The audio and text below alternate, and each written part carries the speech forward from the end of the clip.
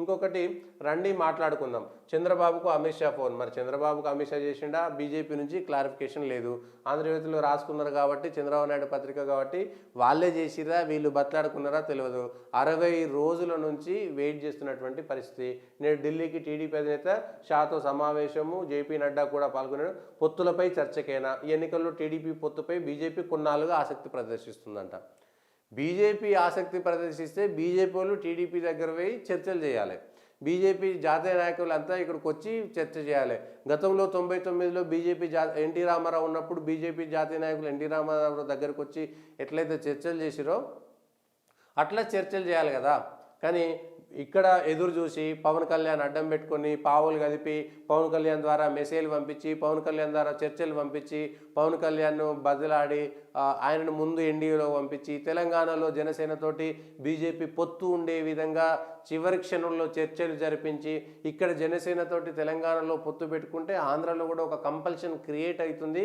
ఖచ్చితంగా పెట్టుకోవాల్సినటువంటి ఒక పరిస్థితి వచ్చేటువంటి దాన్ని చూసుకొని రాజకీయంగా ఎత్తుగడలు వేసినటువంటి విషయాన్ని ప్రజలను మర్చిపోలేరు. ఈ విషయంలో చంద్రబాబు నాయుడు మొదటి నుంచి కూడా అంతే. 99 నుంచి కూడా తన అవసరాల కోసం పార్టీల పొత్తులను మార్చేటువంటి అవకాశం 2009లో అట్లా 99లో అట్లా చేసిరు. 2004లో కలిసి పోటీ చేసిన చంద్రబాబు నాయుడు కోసం అప్పుడు ఉన్నటువంటి కేంద్ర ప్రభుత్వం ముందస్తు ఎన్నికలకు వెళ్లాల్సినటువంటి దుస్థితి కల్పించారు. అలిపిరిలో జరిగినటువంటి దాడిలో ఎక్కడైనా సింపతి క్రియేట్ అవుతుందో ప్రజల్లో ఆంధ్రాకు సంబంధించినటువంటి మేము గెలుస్తామనేటువంటి భ్రమంలో 2004లో ముందస్తుకు వెళ్లాల్సినటువంటి పరిస్థితి వచ్చింది. ఆ ముందస్తుకు వెళ్ళడంతో తెలంగాణ ఆంధ్రాలో ఇక్కడ ఉన్నటువంటి ఉమ్మడి రాష్ట్రంలో టీడీపీ మునిగింది. జాతీయ స్థాయిలో వాజ్పేయి ప్రభుత్వం కూడా మునిగింది. అప్పుడు వాజ్పేయి ప్రభుత్వం మరొకసారి వస్తుందనేటువంటి చర్చ జరుగుతున్నది. అప్పుడు వాజ్పేయి కొంత మంచి గాలి ఉన్నది. ఆయన పరిపాలన పైన ప్రజల్లో పాజిటివ్ ఉన్నటువంటి సందర్భాన్ని చెడగొట్టింది చంద్రబాబు నాయుడు అనేటువంటి విషయాన్ని ప్రజలు గుర్తుంచుకుంటారు. అయితే 4 నెలల కిందట ఒకసారి చంద్రబాబు ఢిల్లీలో అమిత్ షాతో భేటీ అయ్యారు. ఆయన అరెస్ట్ అయ్యి రిమాండ్లో ఉన్న సమయంలో టీడీపీ జాతీయ ప్రధాన కార్యదర్శి లోకేష్ 2 పర్యాయాలు అమిత్ షాతో కలిసి ఢిల్లీలో వెళ్ళిండు. ఏది లోకేష్ ఎన్ని రోజులు ఉన్నా కూడా అక్కడ ఉన్నటువంటి పరిస్థితిలో మాట్లాడేటువంటిది లేదు. చర్చలు జరిపారు. జగన్ సర్కారు పెడుతున్న తప్పుడు కేసులు, కక్ష సాధింపు చర్యల గురించి వివరించారు. ఇక బీజేపీతో పొత్తులకు సంబంధించి ఎన్నికల కోణంలో తమ పరిశీలన సమగ్రమించారు. ఆయన వాదంతో బీజేపీ పెద్దలు కూడా ఏకీభవించారని, పొత్తుపై వెనక్కి తగ్గారని అప్పట్లో ప్రచారం జరిగింది. మరోవైపు బీజేపీ రాష్ట్ర అధ్యక్షుడిగా సోము వీర్రాజు ఉన్నంతకాలం టీడీపీ పట్ల వ్యతిరేకత ప్రదర్శిస్తూ వచ్చారు.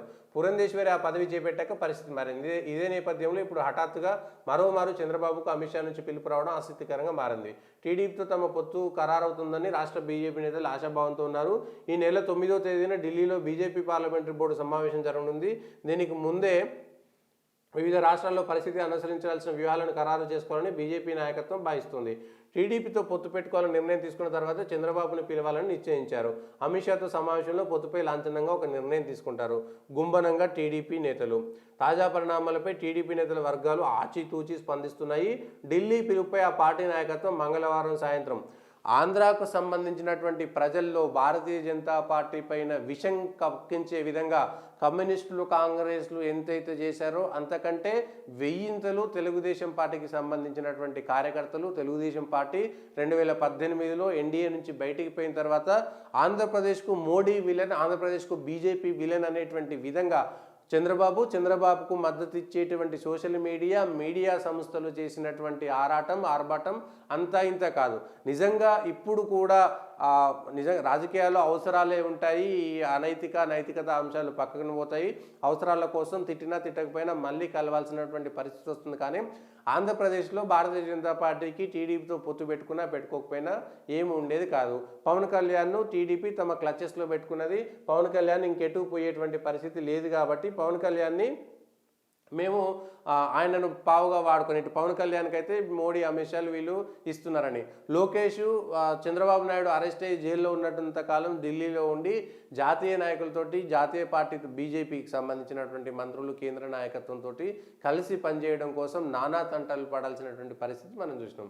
ఇప్పుడు చంద్రబాబు విషయంలో కూడా ఒకవేళ నిజంగా చంద్రబాబు నాయుడుతో పొత్తు ఉంటే బీజేపీకి ఇచ్చేటువంటి సీట్లలో మళ్ళీ చంద్రబాబు నాయుడు పోటీ చేపిస్తాడు, రెబెల్స్ పోటీ చేపిస్తాడు. సోమవీర్రాజు ఉన్నప్పుడు టీడీపీ పట్ల వ్యతిరేకత ఉన్నది, పురంధేశ్వరి వచ్చిన తర్వాత ఉంది అంటే దీని వెనుక కూడా ఇంకేదో కుట్రకోణం ఉండేటువంటి అవకాశం మాత్రం కనబడుతున్నది. చంద్రబాబు నాయుడును వ్యతిరేకించినటువంటి పురంధేశ్వరి, టీడీపీని వ్యతిరేకించినటువంటి పురంధేశ్వరి ఇప్పుడు అదే చంద్రబాబుతో పొత్తు పెట్టుకుంటుందా? అవసరం లేదు, మేము పవన్ కళ్యాణ్ కలిసి వెళ్తాము, నరేంద్ర మోడీ చరిష్మాతోటి ఆంధ్రలో మేము ఒక 4-5 ఎంపీలైనా గెలుస్తాం, జనసేన మేము కలిసినండి. జనసేన అందుకు సిద్ధంగా ఉందా లేదనేటువంటిది చూసుకోవాలి. లేదు అయినా సరే ఒంటరిగా పోయి చంద్రబాబు పట్ల మేము వ్యతిరేకంగా ఉన్నామండి. ఇప్పుడు నష్టపోయేది లేదు, చంద్రబాబు ఉన్నా లేకపోయినా, భారతీయ జనతా పార్టీకి ఆంధ్రాలో ఎంపీలు ఉన్నా లేకపోయినా నష్టపోయేది లేదు. కాబట్టి బీజేపీని కాపాడుకోవడం కోసం బీజేపీ నాయకత్వం స్థానికంగా జాతీయంగా ఉంటుందా లేదా చూడాలి. ఎందుకంటే ఎంత నమ్మక ద్రోహం చేసినటువంటి వ్యక్తి చంద్రబాబు నాయుడు, ఏది భారతీయ జనతా పార్టీకి, ఇటు తెలంగాణలోను ఆంధ్రాలోను.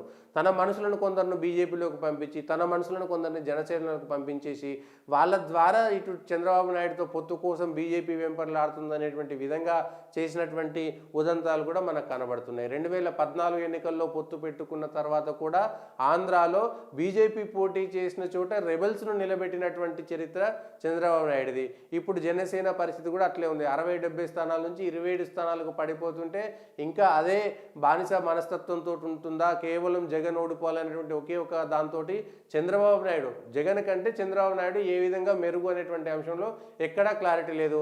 ఏ అంశంలో కూడా జగన్ కంటే చంద్రబాబు నాయుడు ఏ విషయంలో మెరుగైనటువంటి క్లారిటీ లేదు. సో ఇట్లా గందరగోళం సృష్టించి ఒక రాష్ట్రంలో ఒక పార్టీ వాళ్ళే, ఇటు జనసేన అదేవిధంగా బీజేపీ, ఆ పార్టీలను నమ్ముకున్నటువంటి కార్యకర్తలను ఎవరు మోసం చేస్తున్నారంటే బీజేపీ నాయకత్వము, జనసేన నాయకత్వం.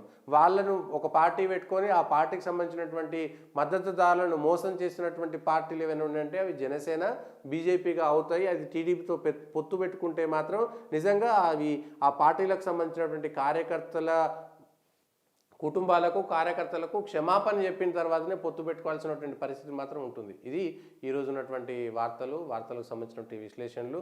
జాతీయ స్థాయిలో ఉన్నటువంటి పరిస్థితులు ఏ విధంగా ఉంటాయి, తెలంగాణలో ఎట్లా ఉంటాయి అనేటువంటిది చూడాలి.